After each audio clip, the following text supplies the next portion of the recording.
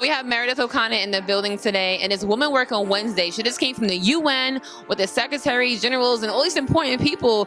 How do you feel going from Disney to UN to pop star? Like, how do you manage it all?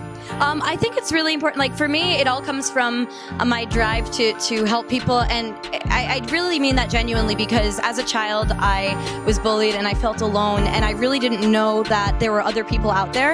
And when I came out with my anti-bullying song, and like literally millions of people stood up and thousands of fans were writing to me saying that it changed, that they felt alone as well, it made me so passionate that these people think they're alone, but there's hope for them to know that they're not. So I started working with the United Nations and communities like that, the United Nations Association as well, to let people know if they're going through a hard time that they're not alone.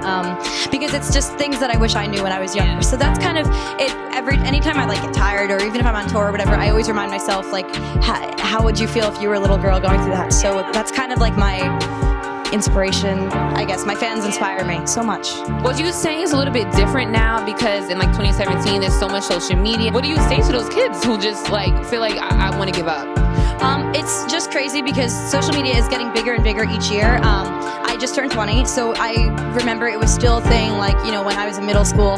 What you say to those people is it's the same response that I hope people have if they're getting bullied in front of their face. People can say anything to you. I've seen a fan of mine who's a model of the Ford agency. She was on a magazine cover, literally gorgeous, but they call her ugly every day. And it's not because she's not beautiful, it's because they're the ones with the issues. It's never the victim's fault. So I always try to reinforce that to them. And when people get told these horrible, vulgar things online, I always try to remind them that it's not your problem. You are gorgeous. They pick on you not for anything that's wrong with you. It's because they have the problem. So. Yeah. Meredith, I thank you again. From Up to a Sports to the UN, I'm following you, and I'm very proud of you, especially being 20 years old. You are doing your thing. Keep it up and keep doing it for the love. All right. Thank you so much, and have a good night. Yes, you too.